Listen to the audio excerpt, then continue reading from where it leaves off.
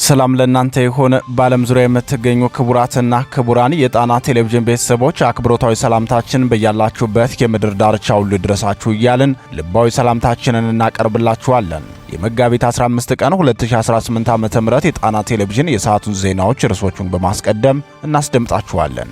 የአማራ ፋኖ የተጋድሎ ውሎ ተጠናክሮ በመቀጠል በጎንደርና ወሎ ቤት አማራ ጠቅላይ ግዛቶች ፋኖ ከፍተኛ ወታደራዊ ድሎች ማስመዝገቡን ይፋ አድርጓል። በሁለቱ ግንባሮች የተካሄዱ ተጋድሎች ምን ይመስላሉ የሚለውን የሰዓቱ ዜናችን በቀዳሚነት ያስደምጣችኋል። ህወሓት ከትግራይ ክልልና ብሔር ውጭ ያሉትን ደጋፊዎቹን አንገት ያስደፋውን ተጠባቂ ውሳኔውን ይፋ አድርጓል። የፕሪቶሪያ ስምምነት መፍረሱንና ወደ ጦርነት ለመግባትም አውጇል። የጦርነቱን ምክንያት ይፋ ሲያደርግም ስርዓት መቀየር አለመሆኑንና ከዚያ ይልቅ የአማራ ርስቶችን መልሶ መውረር ብቻ መሆኑን ተናግሯል። በዚህ ጉዳይ የተሰናዳውን ዜናችንን እናስደምጣችኋለን። ከ800 ተማሪዎች አንደኛ በመውጣት የወርቅ ሜዳሊያ ተሸላሚ የነበረው የሪፐብሊካን ጋርድ አባሉ 10 አለቃ ጌታ ሰው አዳነ ወደ ፋኖ ገብቶ ከአርበኛ ደረጀ በላይና ከአርበኛ ኮሎኔል አበራ ዛናው ጋር በመሆን ለመጀመሪያ ጊዜ መልእክቱን አስተላልፈዋል። የሪፐብሊካን ጋርዱ ሐኪም ፋኖን ከተቀላቀለ በኋላ ለመጀመሪያ ጊዜ ያስተላልፈውን መልእክት በዜናችን ይዘነዋል። ተሰሙታላችሁ። የኢራን ጦርነት የትራምፕን ወንበር ነፋስ እንዲነቀንቀው ሲያደርግ የኔታንያሁን ጡንቻም አቁስሎታል። ሁልጊዜ አንድ ኃይል ብቻ ራሱን አስከብሮ አይኖርም፣ መከባበሩን ብለን እንጂ እኛም እንደናንተ አብደን ማተራመስ አያቅተንም ሲል ይፋ ያደረገው የኢራን መንግስት ከዚህ በፊት እስራኤልና አሜሪካ በጠላቶቻቸው ላይ የሚጠቀሟቸውን ሁለት አደገኛ የጦር ስልቶችን በእኔ ላይ ከተገበራችሁት እኔም እጠቀማችኋለሁ ብሎ አስጠንቅቋል። እነዚህ ሁለት አደገኛ የጦር ስልቶች የትኞቹ ናቸው?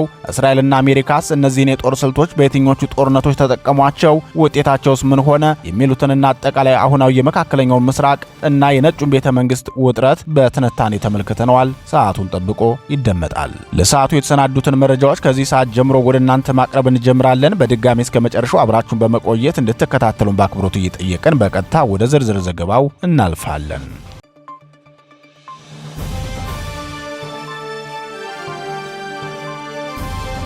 የፋኖ ድሎች በጎንደርና ወሎ ቤት አማራ።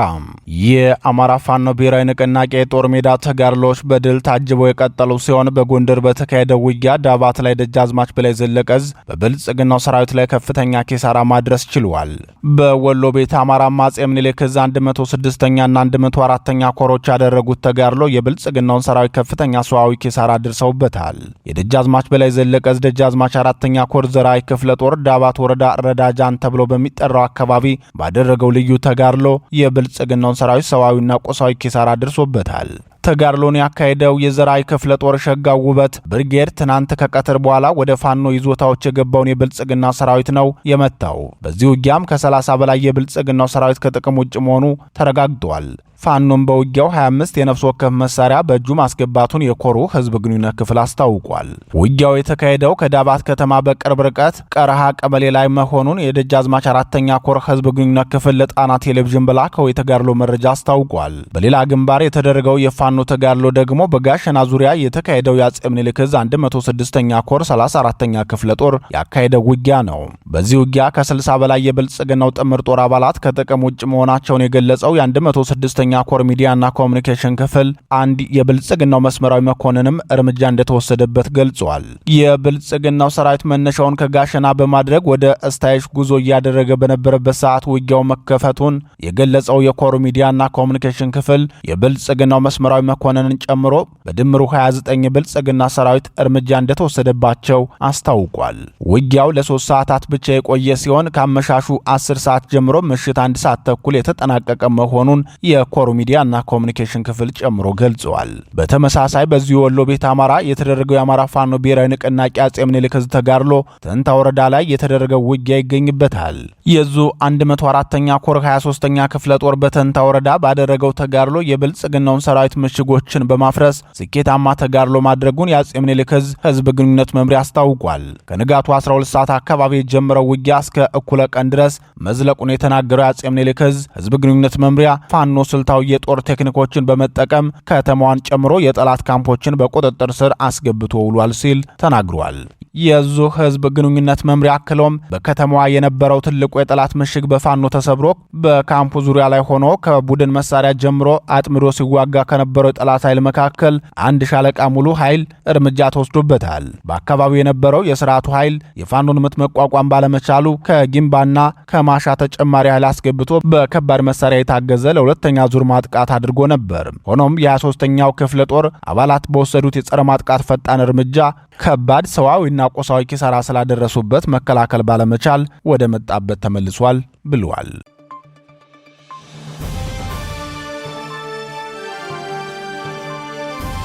ህወሓት ተጠባቂውን ውሳኔ ይፋ አደረገ። ህወሓት የተገመተውን ውሳኔ ትናንት ይፋ አድርጓል። የፕሪቶሪያው ስምምነት ፈርሷል። ከዚህ በኋላም በዚህ ጉዳይ አንገዛም ሲል በህዝብ ግንኙነት ኃላፊው ሚካኤል አስገዶም በኩል አስታውቋል። የህወሓቱ ህዝብ ግንኙነት ኃላፊ አቶ ሚካኤል አስገዶም ከወይን ጋዜጣ የዩቲዩብ ቻናል ጋር ባደረጉት ቃለ ምልልስ የህወሓትን የጦርነት ዝግጅት ይፋ ያደረጉት ሲሆን ህወሓት ወደ ጦርነት የሚገባበትን ምክንያትም የአማራን ርስቶች ለመውረር እንጂ ሌላ ምንም አይነት የሀገራዊ ስልጣንም ሆነ ከጎረቤት ህዝቦች ጋር ለሚፈጠር ግንኙነት አለመሆኑን በግልጽ ተናግረዋል። ህወሓት ወደ ጦርነት የሚገባበት ብቸኛ ዓላማም የአማራ ርስቶችን መልሶ መቀማት ብቻ መሆኑን በሳምንታዊ መልእክቱ ይፋ ያደረገ ሲሆን የህዝብ ግንኙነት ኃላፊው አቶ ሚካኤል አስገዶምም ሳይሸራርፉ ይፋ አድርገዋል። ህልውናችንን ለማረጋገጥ ሀብታችንን እናደራጅ በሚል መሪ ቃል ህወሓት ሳምንታዊ መልእክቱን ይፋ ሲያደርግም የተከፈተብንን ጦርነት በመቀልበስ ህልውናችንን ማስጠበቅ ይገባናል በማለት ገልጿል። በህወሓትና በብልጽግናው ሰራዊት መካከል ከፕሪቶሪያ ስምምነት በኋላ አንድም ቀን ጦርነት ተካሂዶ የማያውቅ ቢሆንም ህወሓት ግን በመግለጫው ህዝባችን በየቀኑ በጦርነት እያለቀ ነው ሲል ይገልጻል። የኢትዮጵያ መንግስት የትግራይን ህዝብ ለማጥፋት ግልጽ እቅድ አለው። በዚህም መሰረት ግልጽ የሆነ ወታደራዊ ወረራ አውጇል። ህዝባችንን ጨፍጭፏል። መንደሮቻችንንና ከተሞቻችንን በቦምብ አውድሟል። በአጠቃላይ የትግራይን ህዝብ ከምድረ ገጽ ለማጥፋት ያስችለዋል ብሎ ያመነባቸውን ጭካኔዎች በሙሉ ፈጽሟል ይላል የህወሓት ሳምንታዊ መልእክቱ። አቶ ሚካኤል አስገዶም በበኩላቸው የፕሪቶሪያው ስምምነት የፈረሰው የፌዴራል መንግስቱ ከሱዳን ድንበር እስከ አፋር ቀጠና ያሉትን አካባቢዎች በሰራዊት ወርሯል ሲሉ ይናገራሉ። ህወሓት በወረራ የያዘውን የአማራ ክልል ሰሜን ወሎ ዞን ራያ አላማጣ ወረዳንና ከተማን በተመለከተ ሲናገሩ ደግሞ የትግራይ ግዛት ነው በማለት ነው። አስቀድሞም ቢሆን ለጦርነት ሰፊ ዝግጅት ሲያደርግ የቆየው ህወሓት አሁን ላይ በቂ አቅም ማግኘቱን ካረጋገጠ በኋላና የክረምቱ ወቅትም መቃረቡን ተከትሎ ጦርነቱን በይፋ ለመጀመር ያሰበ ይመስላል።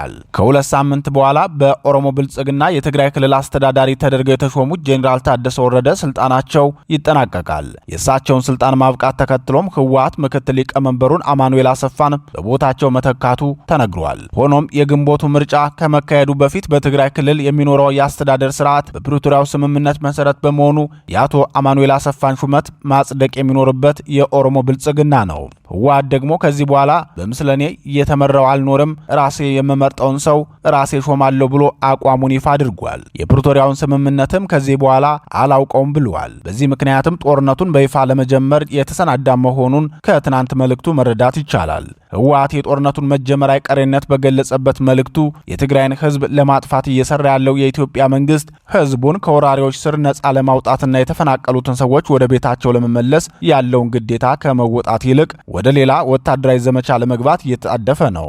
የተጀመሩትን አገልግሎቶች እየዘጋ ነው። የመንግስት ሰራተኞችን ደሞዝ ጨምሮ በጀትን በመከልከል ህዝባችንን ለረሃብ እየዳረገው ይገኛል ብለዋል። የትግራይ ህዝብ የጠላቶቹን ሴራ እንደመነሻቸው ሲታገልና ህልውናውን ሲጠብቅ ቆይቷል። መውጫው መንገድም በትክክለኛው ግብ ላይ የተመሰረተ የተባበረ ትግል ብቻ ነው ሲል የገለጸው የህወሓት መልእክት ህወሓት የትግራይ ጦርና የጊዜው አስተዳደር እንደ ህዝብ የመዳንና ያለመኖር አደጋን እየተዋጉ ነው፣ በትግል ውስጥ ወሳኝ ሚናቸውንም እየተወጡ ይገኛሉ በማለት አስታውቋል። ህዝቡም ለዚህ ጦርነት ራሱን እንዲያዘጋጅ ጥሪውን አቅርቧል። በዚህ የህወሓት መልእክት ዙሪያ ይህ ዜና እስከተጠናቀረበት ሰዓት ድረስ የጦርነት አጋሩ ብልጽግና የሰጠው ምላሽ የለም።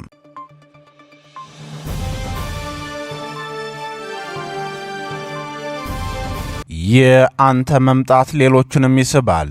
አርበኛ ደረጀ በላይ የቀድሞው የሪፐብሊካን ጋርድ አባልና ሐኪም የነበረው 10 አለቃ ጌታሰው አዳነ በቅርቡ የአማራ ፋኖ ብሔራዊ ንቅናቄን መቀላቀሉን አስመልክቶ አርበኛ ደረጀ በላይ ባስተላለፈው መልእክት የስርዓቱን ነውረኝነትና ባህሪ ከውስጡ ሆናችሁ ስላያችሁት ከእናንተ በላይ ምስክር የለም። የአንተ መምጣትም ሌሎች ጓደኞችን ወደዚህ እንደሚስባቸው ተማመናለሁ ሲል ተናግሯል።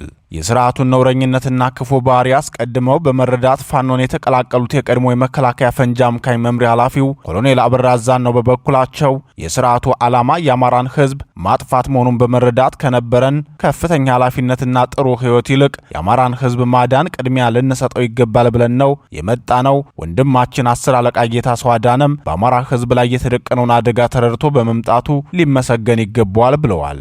ፋኖን የተቀላቀለው ታጋይ ጌታሰው አዳነ ወደ ፋኖ ለመግባት በእንቅስቃሴ ላይ በነበረበት ወቅት በቅርብ ሰዎቹ ጥቆማ አማካኝነት ለከፋ እስር ተዳርጎ እንደነበር ገልጾ አሁን ላይ ወደሚፈልገው የፋኖ ትግል በመቀላቀሉም ደስታውን ገልጿል። ራስ ደረጀ በላይ ኮሎኔል አበራ አዛናውና ታጋይ ጌታሰው አዳነ ያስተላለፉትን አጠር ያለ መልእክት ተከታትለን እንመለስ። ኮሎኔል አበራ አዛናው በመከላከያ የፈንጂ ማምከን ዋና መምሪያ ኃላፊ ነበርኩ። በዛ በምሰራበት ሰዓት ዋና መምሪያ የሚባሉት በአንድ ብሔር ነበር የተያዙት። ስለዚህ በህዝባችን ላይ ከፍተኛ የሆነ አደጋ ደቅኖ አማራን ከምድረ ገጽ ሊያጠፋ ከፍተኛ ሲራ ከፍተኛ ስትራቴጂ ቀርጾ ሲንቀሳቀስ ከነበረን ኃላፊነት ከነበረን የጥሩ ህይወት የአማራን ህዝብ ነፃ እናውጣ ብለን ወደ ትግሉ ተቀላቅያለሁ።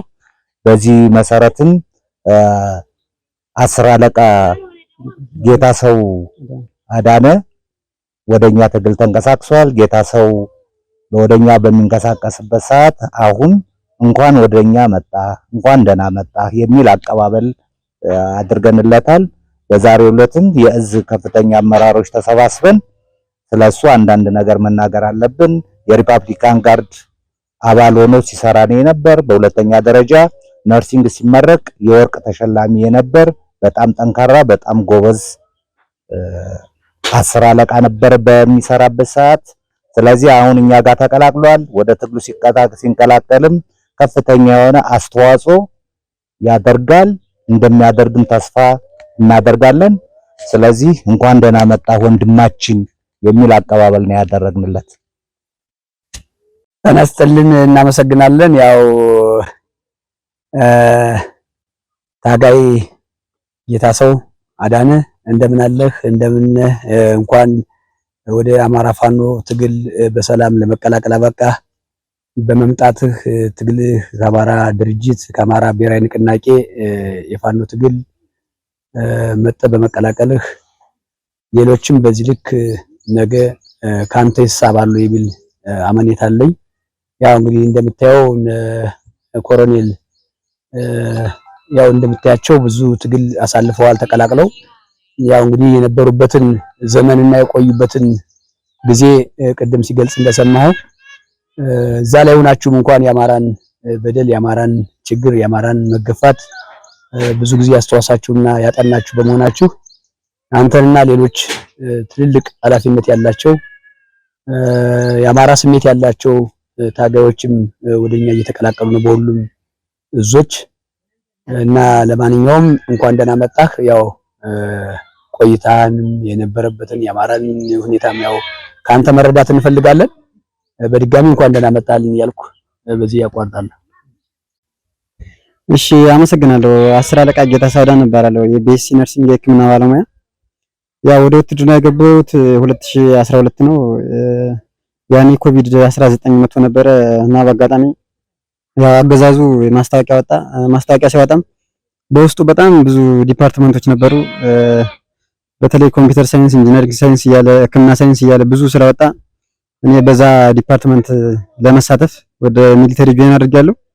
ከዛ ስልጠናውን የውትድርና ሳይንስ እንደወሰድኩ ቀጥታ ወደ ሕክምና ገብቼ ያው መጨረሻ ላይ በውትድርና ከተመረቅኩ በኋላ በሕክምናም ስመረቅ የጎልድ ሜዳሊያ ተሸላሚ ነበርኩኝ። አጋጣሚ ከሁሉም ከ800 አንዱ ነርሱ አንደኛ ወጥቼ ያው የዋንጫውን ሽልማት ነው የሰጠኝ ያውኑ ፊልድ ማርሻል ተብሎ የሚጠራው ምርኮኛው ብርሃኑ ጁላ ነው። እና በዛ አገዛዙ በመኖርበት ሰዓት ቀጥታ ወደ ሪፐብሊካን ጋርድ ወደ ሕክምና ባለሙያ የተቀላቀልኩት። ሪፐብሊካን በመኖርበት ቆይቴ ያው በጣም ብዙ ቻሌንጆች ነበሩ። ብዙ ነገሮች ስመለከት ነበረ። በተለይ አገዛዙ የራሱን ኦህዴድ ሰዎች የሚላቸውን እየመረጠ አንድም የአማራ ተወላጆች ወይም ሰሜኖች ወደ ሪፐብሊካን የተቀላቀለ ጀነራል የለም። ያው እኔም በአጋጣሚ የገባሁት አንደኛ በጣም ዲሲፕሊንድ ወታደር ስለነበርኩኝ፣ ሁለተኛ የዋንጫ ተሸላሚ ስለነበርኩኝ ወደዛ ክፍል ጆይን ያደረኩት እና ይህን አገዛዝ ስከታተለው በጥሩ ሁኔታ ሳየው አሰራሩን ስመለከት ስለነበረ ይህን ስርዓት ለመቃወም በዚህ ወር አካባቢ የዛሬ 3 ወር ምናምን ይመስለኛል ወደ አማራ ፋኖ ለመቀላቀል ጉዞ ያደረኩ ነበረ። ነገር ግን ቀጥታ ከአዲስ አበባ ባህር ዳር በረራ አድርጌ በደልጊ ከተማ በመረጃና ደህንነት ያው ያሳዘኝ አማራ ሆኖ የብአዴን ተላላኪ የሆነ የብልጽግና ተላላኪ የሆነ ሰው ጠቁሞ እኔን ለ66ኛ ክፍለ ጦር አሳልፎ ሰጠኝ። ከዛም ያው ክፍሉ በጣም ይፈልገኝ ስለነበረ ቀጥታ ከጎንደር ወደ አዲስ አበባ በፕሌን ወስዶኝ የ3 ወር ክትትል የፍርድ ስከታተል ነበርኩኝ እና መጨረሻም በ3 ወሬ የክስ ቻርጅ ደረሰኝ። የክሱ ቻርጅ የሚለው ያው ወደ አማራ ፋኖ ጽንፈኛው ለመቀላቀል በሚያደርገው ብሎ የክስ ወረቀት ወይም ቻርጁ የሚያመለክተው ከ5 ዓመት እስከ 25 ዓመት የከፋ ከሆነ የሞት ቅጣት ያስቀጣል የሚል የክስ ቻርጅ ደረሰኝ። ከዛ በኋላም ከዛ ውስጥ ያሉ ዋርዲያዎች ለሆዴድን የማይገዙ የአማራ ሕዝብ ሰቆቃ እና ስቃይ የሚያንገፈግፋቸው አማራዎች ነበሩ። ያንን የክስ ወረቀት ሲመለከቱ ቀጥታ ከእስር ቤት አውጥተውኝ እነሱም ወደ አማራ ፋኖ ሊቀላቅሉ ይችላል። እኔንም በሰላም ወደ አማራ ፋኖ ቀላቅለውኛል። እሺ እና አገዛዙ በተለይ ስለ ፋኖ ያለው አመለካከት ስለ ፋኖ እዛ ሲነግረን የነበረ በቆይቴ ፋኖ ባዳ እንደሆነ ባንዳም እንደሆነ ለአማራ ሕዝብም ለኢትዮጵያ ሕዝብም ፈጽሞ የማያስብ አረመኔና ጨካኝ ድርጅት እንደሆነ ነበር ሲነገረን የነበረ። ነገር ግን እኔ ወደ ድርጅቱ ወይም ወደ አማራ ፋኖ ከተቀላቀልኩ በኋላ ያየሁት በጣም ብዙ ለውጥ አለ። ይህ ድርጅት በተለይ አሁን እንደመቆሙም ከሌሎች አጋር ድርጅቶች ጋር ዲፕሎማሲ እየፈጠረ ትጥቅ እያጠናከረ እያሰለጠነ ወረዳዎችን እየተቆጣጠረ ከወረዳም አልፎ ዞኖችን እየተቆጣጠረ በአገዛዙ ላይ ከፍ ኪሳራ እያደረሰና ለአማራ ሕዝብ ሰቆቃ የቆመ ድርጅት መሆኑን በተግባር እየተመለከቱ ይሆናል። አመሰግናለሁ።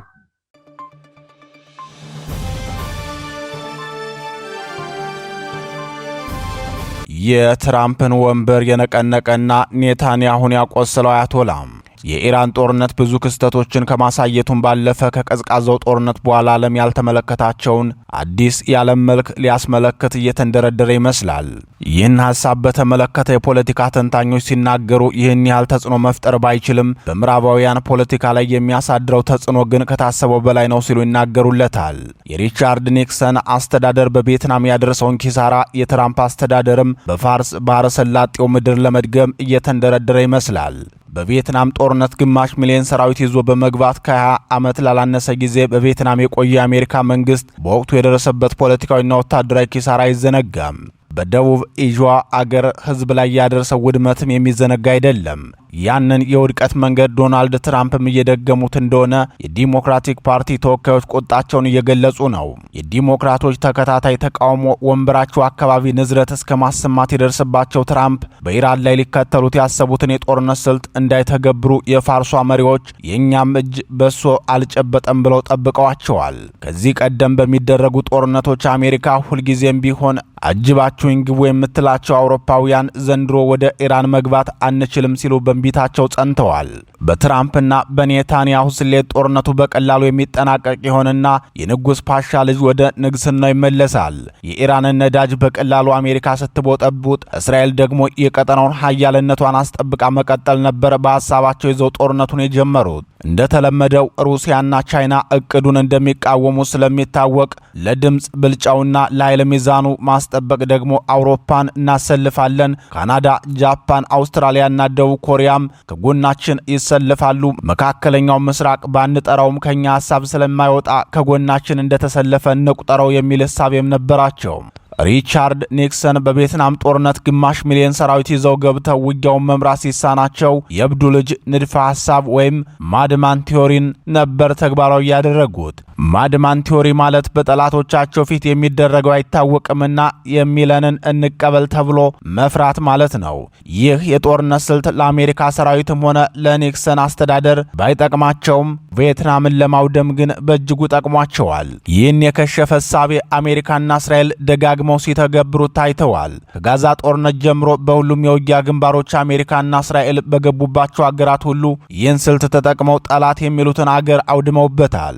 እስራኤሎች ደግሞ ከዚህም በከፋ መልኩ የዳህያ ዶክትሪን የሚል እጅግ አደገኛና መርዘኛ መንገድን በመጠቀም ጠላቶቿን ስትመታ ቆይታለች። እነዚህ ሁለት የጦርነት ስልቶች አሜሪካንና እስራኤልን በጠላቶቻቸው ዘንድ እንዲፈሩ አድርገዋቸው ቆይተዋል። ወደ ኢራን ሲገቡ ደግሞ ነገሮች ተቀይረው ጠበቋቸው። በኢራን ያለው ሁኔታ በጋዛ፣ በሊባኖስ፣ በኢራቅ፣ በአፍጋኒስታን፣ በሊቢያ፣ በቪየትናምና በሌሎች ሀገራት ከነበረው ፈጽሞ የተለየ ሆኖ ነው የጠበቃቸው። ኢራን በመሰረቱ እውቀት ላይ ብዙ ጊዜ ወስዶ የሰራ አገር ሲሆን የእስላማዊ አብዮትን ያዋለደው የፋርስ ብሔርተኝነት በጽናት የመዋጋት ልምድ አለው። የተገነባው ሰራዊት በፖለቲካል እስላም ብሔርተኝነት ከመሆኑም ባለፈ ጠንካራ የሥነ መንግስት ታሪክ ያለው ህዝብ የወለደው ሰራዊት ነው። ኢራን ማለት እንደ ኢትዮጵያ ሁሉ የረጅም ዘመን ስነ መንግስት ያዳበረ አገር ሲሆን የአገር ወዳድነት አርበኝነቱም እንደ ጎረቤቶቹ ነዳጅ አምራች ሀገራት በቀላሉ የሚሰበር አይደለም። ሌላው የኢራን ጠንካራ ጎን የዓለምን የኃይል ሚዛን የሚያስጠብቁለት ሶስት አቅሞችን የገነባ ወይም ተፈጥሮ ያለው መሆኑ ነው። መጀመሪያው አቅሙ የሆርሙዝ ሰርጥን መቆጣጠሩ ሲሆን በዚህ ጸጋው የተነሳም የዓለምን 1/5 ኢኮኖሚ በመዳፉ የጨበጠ ነው።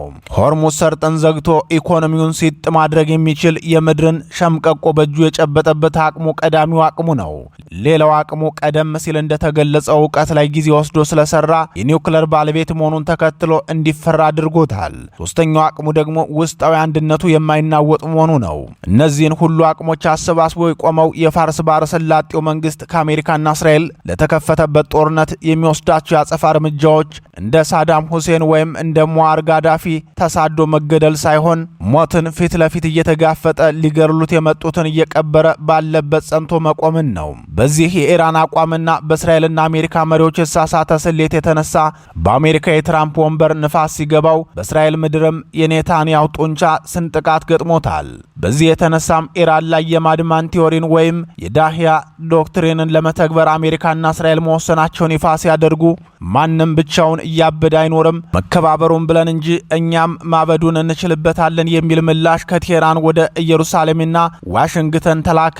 ኢራንን በማድማን ቲዮሪ ማንበርከክ ማለት የሚደርሰው ያጸፋ ምላሽ ምን ያህል ከባድ እንደሆነ በኳታርና በእስራኤሉ የኒውክሌር ማብለያ ጣቢያ ላይ የደረሱት ጥቃቶች ፍንጭ የሚሰጡ መሆናቸውን ኢራን ተናገረች። ኢራን በቅርቡ መንፈሳዊ መሪዋን አያቶላሊ ሐሚኒን ስታጣ በምትኩ የመረጠቻቸው ልጃቸውን ሙጂታባ ሐሚኒን ነው። ሙጂታባ ሐሚኒ ደግሞ አባታቸው በሞቱበት ዕለት ከመቁሰላቸውን በተጨማሪ አባታቸውን፣ እናታቸውን፣ ልጆቻቸውን፣ ወንድምና እህቶቻቸውን ጭምር የተነጠቁ ናቸው። ከእሳቸው ጋር ከሞት የተረፈው $3 ቢሊዮን ሀብታቸው ብቻ ነው። ስለዚህ እኒህ የ56 ዓመት ሰው የሚጓጉለት ሕይወት የሌላቸው ሲሆን የወላጆቻቸውንና የልጆቻቸውን ገዳዮች መበቀልን ቀዳሚ ግባቸው ያደርጉታል። ከአያቶላሊ ሐሚኒ በተጨማሪም በርካታ የኢራን ጄኔራሎችና ሳይንቲስቶችም በሞሳድ መንገድ መሪነት ተገድለዋል። ሆኖም እነዛን አንጋፋና ባለልምድ የጦር መሪዎችን ያጣችው ኢራን በወጣት የጦር መሪዎች ተክታቸዋለች። እነዚህ የተተኩት የጦር መሪዎች ደግሞ በቀላሉ ግንባራቸውን የሚያጥፉ ሳይሆኑ ወደፊት በልለት ይለይለት እያሉ በጠላቶቻቸው ላይ የማይታጠፍ ግንባራቸውን ወድረው የሚዋጉ ናቸው። እስራኤል የኢራኑ ናታንዝ የተባለውን የኒውክሌር ማዕከል በሚሳኤል ስትደበድብ በሰዓታት ልዩነት ኢራን በበኩሏ ዲሞና የተባለውን የእስራኤል ኒውክሌር ማዕከልን አጋይተዋለች።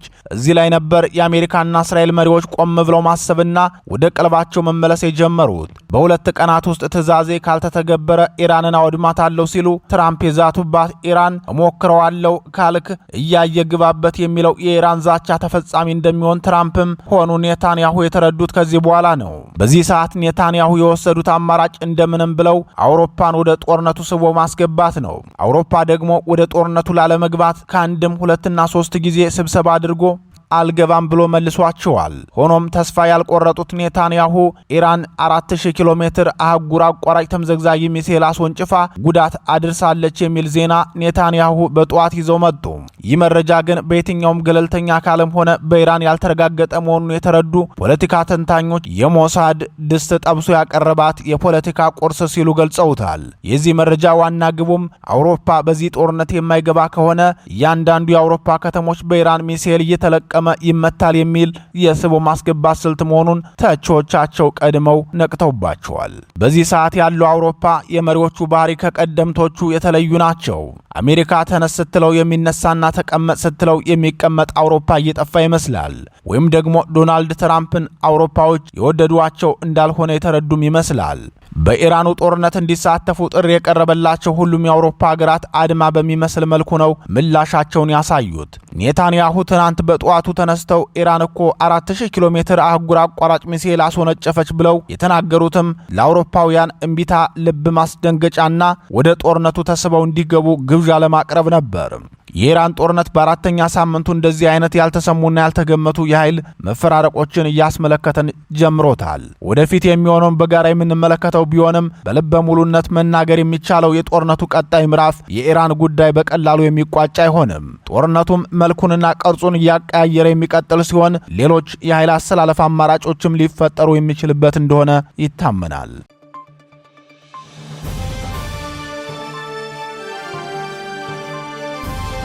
ክቡራትና ክቡራን የጣና ቴሌቪዥን ደጋፊዎች የአማራ ሕዝብን ትግል ማዕከል በማድረግ ውግንናውን ለአማራ ሕዝብ ማዕከላዊ ኮዝ ዘላቂ ጥቅምና የተቆጠሩ ጥያቄዎች ያደረገው ጣና ቴሌቪዥን ትግሉ የገጠመውን የስትራቴጂክ አመራር ክፍተት እንዲሞላ ሕዝባዊ መሰረቱን አስጠብቆ እንዲቀጥል በማድረግና ሚዛናዊ የመረጃ ተደራሽነትን በጥራት በፍጥነትና በታማኝነት እያቀረበ የሚገኘውን የጣና ቴሌቪዥንን ለመደገፍ በርካቶች በምን እንደግፍ የሚል ጥያቄ ስታቀርቡልን መቆየታችሁ ይታወቃል።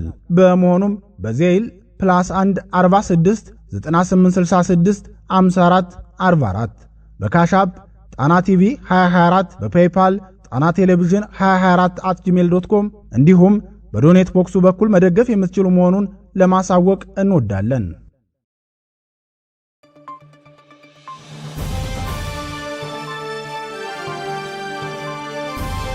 ክቡራትና ክቡራን የጣና ቴሌቪዥን አድማጭ ተመልካቾቻችን የቀን ዜናችን የተከታተላችሁትን ይመስል ነበር። በምሽቱ የዜና ወጃችን እስከምንገናኝ በዚሁ ተሰናበትን። ጤና ይስጥልን።